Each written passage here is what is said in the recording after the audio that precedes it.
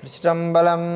ஐந்து கரத்தனை ஆனை முகத்தினை இந்தி நிழம்பிரை போலுமை இத்தனை நந்தி மகந்தனை ஆனை கொழுந்தினை புந்தியில் வைத்தடி போற்றி செய்கின்றோம். திருச்சிற்றம்பலம்.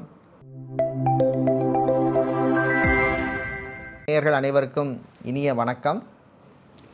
இந்த நிகழ்ச்சியில் நம்ம பார்க்க போகிறது நேயர்கள் பப்ளிக்கில் கேட்கின்ற ஜோதிடம் மற்றும் அது சம்பந்தமான விஷயங்களுக்கு நம்ம கொடுக்குற பதிலும், அது சம்பந்தமான விளக்கங்களும், அது சம்பந்தமான கைடன்ஸ், பரிகாரம், ரெமெடிஸ் சம்பந்தமான விஷயங்களை இந்த நிகழ்ச்சியில் நாம் பார்க்கலாம்.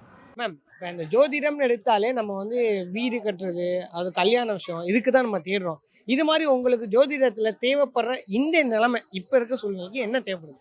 உடம்பு சரியில்லைன்னா பார்க்கலாம். முக்கியமா அதுதான் நமக்கு மெயின். உடம்பு தான். உடம்பு நல்லா இருந்தா எல்லாமே. நீங்க என்ன ராசி உடம்பு சரியாம இருக்குது?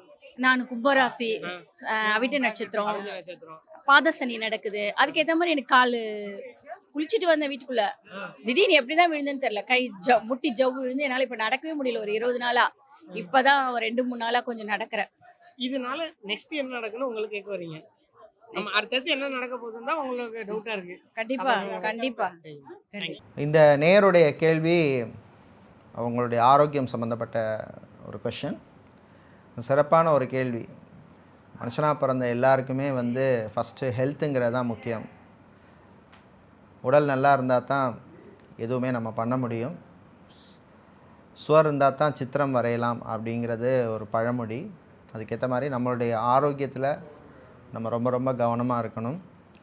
ஸோ இவங்க அவிட்ட நட்சத்திரம், கும்பராசி, அவங்களுக்கு இப்போ பாதசனி நடந்துகிட்ருக்கு அப்படின்னு எல்லாத்தையும் டீட்டெயிலாக சொல்லிட்டாங்க.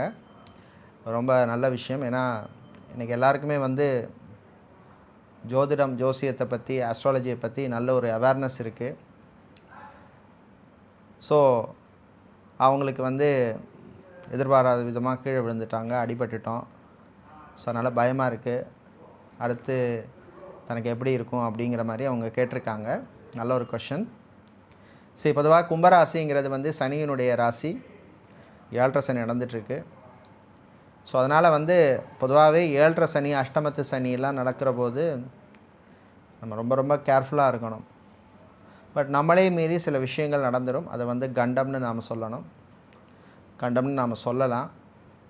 ஸோ அது மாதிரி அவங்களுக்கு ஒரு கண்டம்னு அவங்க நினச்சிக்கணும்.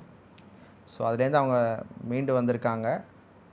ஸோ இதுலேருந்து நம்ம திரும்ப நமக்கு ஏதாவது கண்டங்கள் வராமல் இருக்கணும் அப்படின்னா நம்ம என்ன பண்ணணும்னா, எப்போவுமே சனி அப்படின்னாலே, சனீஸ்வர பகவான் அப்படின்னாலே ஆஞ்சநேயர் வழிபாடு ரொம்ப முக்கியம். அதே மாதிரி சிவபெருமான் வழிபாடும் ரொம்ப முக்கியம். அடுத்து சாஸ்தா, ஐயப்பன் வழிபாடும் முக்கியம்.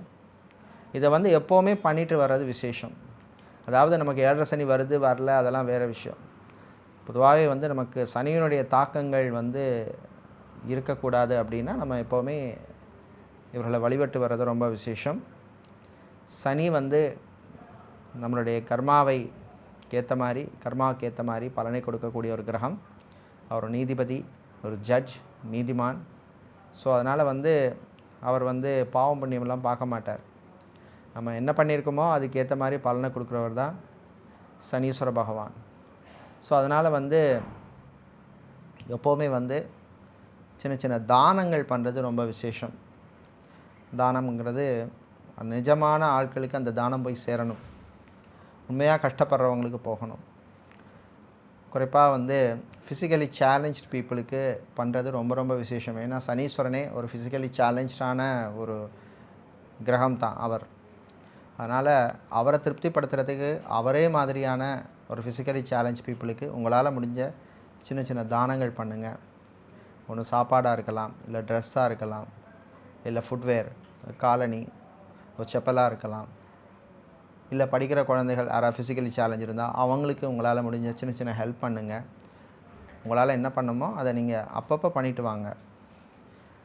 ஸோ இது பண்ணிவிட்டு வர்ற போது நிச்சயமாக சனீஸ்வரனுடைய நல்ல பலன்கள் உங்களுக்கு கிடைக்கும்.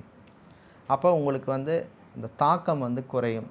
அப்போ சனீஸ்வரன் நினைப்பார், ஆஹா பரவாயில்ல, என்ன மாதிரி ஆட்களுக்கு இவங்க கொஞ்சம் நல்லது பண்ணுறார், அதனால் இவருக்கு வந்து அவங்களுக்கு வந்து நம்ம பண்ணக்கூடிய கர்மா சம்மந்தப்பட்ட விஷயங்களில் கொஞ்சம் எக்ஸ்கியூஸ் கொடுக்கலாம் அப்படிங்கிற மாதிரி அவர் நினைப்பார்.